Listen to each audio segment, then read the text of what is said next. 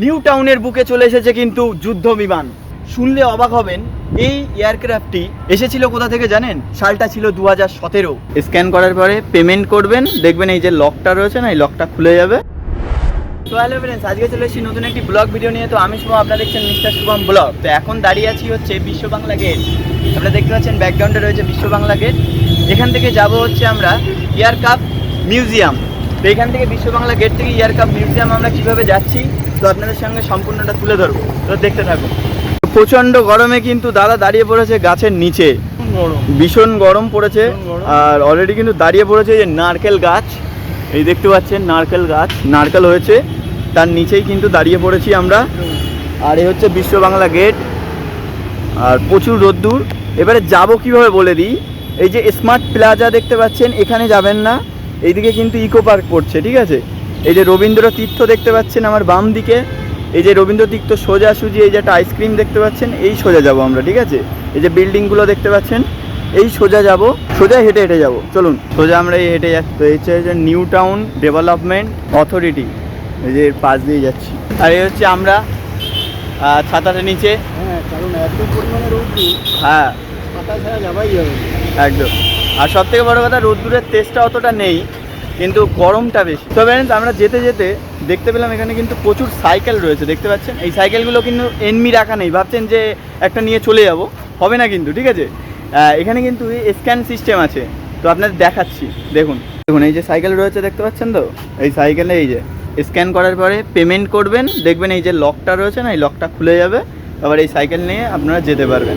তো আমরা কিন্তু চলে আসলাম এই যে এয়ারক্রাফট মিউজিয়াম, ওই যে দেখা যাচ্ছে। আমরা কিন্তু এই পারে রয়েছি, এই পার থেকে এখন কোথায় যাব? ওই হলো কিন্তু গেট।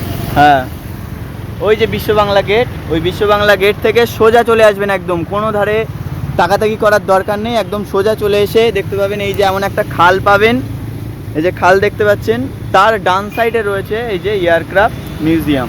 তো চলুন ওই পারে গিয়ে দেখা হচ্ছে। এই যে আমরা ছিলাম ওই পারে, ঠিক আছে। ওখান থেকে এই যে এই মোড়টা দেখতে পাবেন, এখানে সিগন্যাল আছে, এখান থেকে চলে আসবেন আপনার ডান দিকে। এই ডান দিকে ঘুরেই কিন্তু সোজা হাঁটবেন, তারপরে আপনার বাঁ দিকে পড়বে হচ্ছে এয়ারক্রাফট মিউজিয়াম। তো ফ্রেন্ডস, এই হচ্ছে এয়ারক্রাফট মিউজিয়ামের গেট, এন্ট্রি গেট। আর তার পাশেই কিন্তু রয়েছে টিকিট কাউন্টার, কিন্তু পেমেন্ট আপনারা ক্যাশ বা অনলাইনের মাধ্যমেও করতে পারবেন।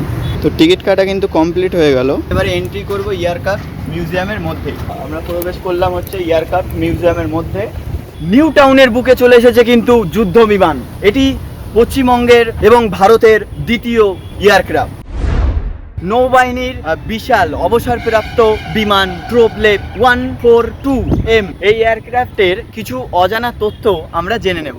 তো ফ্রেন্ডস, আপনারা দেখতে পাচ্ছেন যে প্রথমের দিকে যে লাইটটি ছিল, সেই লাইটটি কিন্তু কমে গেছে আস্তে আস্তে। তার কারণ হচ্ছে আকাশ মামা সূর্য কমই দিয়েছে, বুঝতে পারছে যে আমাদের গরম লাগছে, সেই জন্য। যাই হোক, কিছু অজানা তথ্য কিন্তু আমরা এবারে জেনে নেব। তো এই বিমানটি প্রায় 30 বছর ধরে ভারতীয় নৌবাহিনীর হয়ে সাবমেরিনে বিধ্বংসী যুদ্ধ ও নজরদারির কাজে ব্যবহৃত হয়েছিল। তো সেই বিমানটির সামনেই কিন্তু আমি এখন দাঁড়িয়ে রয়েছি। শুনলে অবাক হবেন, এই এয়ারক্রাফটটি এসেছিল কোথা থেকে জানেন? রাশিয়া থেকে। আচ্ছা, মনে প্রশ্ন আসছে না যে কিভাবে এসেছিল? হ্যাঁ, এবার বলি। এটি কিন্তু উড়েও আসেনি বা কলকাতা এয়ারপোর্টেও ল্যান্ড করেনি। এটি কিন্তু এসেছে প্রায় 16টি ট্রাক করে সড়ক পথে।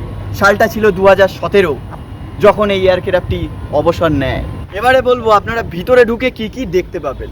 প্রথমে ঢুকেই দেখতে পাবেন আপনার ককপিট, আর যুদ্ধ বিমানের অভ্যন্তরীণ সিস্টেমগুলো কিন্তু খুব কাছ থেকেই আপনারা দেখতে পাবেন। বাইরে থেকে আপনারা যেমন ভিডিও এবং ফটোগ্রাফি করতে পারবেন, সেটি বাইরে থেকে করতে পারলেও কিন্তু ভিতরে করতে পারবেন না। তার কারণ হচ্ছে ভিতরে কিন্তু অ্যালাউ নেই। এটি অবস্থান করছে নিউ টাউন থানার অত্যন্ত কাছেই, আর নিয়ার বাই বিশ্ব বাংলা গেট। শুনলে অবাক হবেন, এই এয়ারক্রাফটটি কিন্তু প্রায় 2 একর জমি নিয়ে দাঁড়িয়ে রয়েছে। এবারে বলবো যে এখানে এন্ট্রি ফিস কত রয়েছে। এখানে আপনাদের এন্ট্রি ফিস পড়বে পার হেড 30 টাকা। আর এখানে এন্ট্রি নেবার পরে আপনাদের টিকিট কিন্তু প্রথমবার একবার চেক হবে, এবং ভিতরে যাওয়ার সময় কিন্তু আর একবার চেক হবে। তো চেক হওয়ার পরে ভিতরে যাবেন, ভিতরটা পুরোটাই কিন্তু এসি রয়েছে।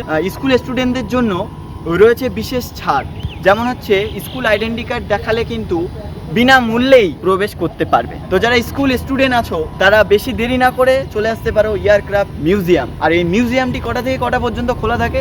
মিউজিয়ামটি খোলা থাকে দুপুর 12টা থেকে রাত 8টা পর্যন্ত। তো এখানে কিন্তু বাচ্চাদের সুন্দর সুন্দর অ্যাক্টিভিটিস রয়েছে, ছোট ছোট বাচ্চাদের জন্য এগুলো। এই যে বিমানের চাকার তলায় কিন্তু একজন চাপা পড়ে গেছে, চাকার তলায় কিন্তু একজন চাপা পড়ে গেছে, সেটা দেখাচ্ছে। এই যে, চাপা পড়ে গেছে, দেখতে পাচ্ছেন? এই যে চাপা পড়ে গেছে, কিন্তু একটা ডেমো বসানো আছে ভিতরে, দেখতে পাচ্ছেন? আর এই হচ্ছে এয়ারক্রাফটের সামনের ভিউ। আর তো ভিডিওটি কেমন লাগলো কিন্তু অবশ্যই কমেন্ট বক্সে জানাবেন। তো ভিডিওটি ভালো লাগলে অবশ্যই লাইক করুন, কমেন্ট করুন, আর নতুন নতুন ব্লগ ভিডিও দেখতে চ্যানেলটিকে সাবস্ক্রাইব করে পাশে থাকা বেল আইকনটিতে ক্লিক করে অবশ্যই অল নোটিফিকেশান করে দেবেন। যখন আমি নতুন ব্লগ ভিডিও আপলোড করবো সবার আগে আপনাদের কাছে নোটিফিকেশান পৌঁছে যাবে। তো thank you for watching this video. দেখা হচ্ছে নেক্সট ব্লগ ভিডিও। তার সময়ের জন্য সুস্থ থাকুন, ভালো থাকুন, আর দেখতে থাকুন মিস্টার শুভম ব্লগ।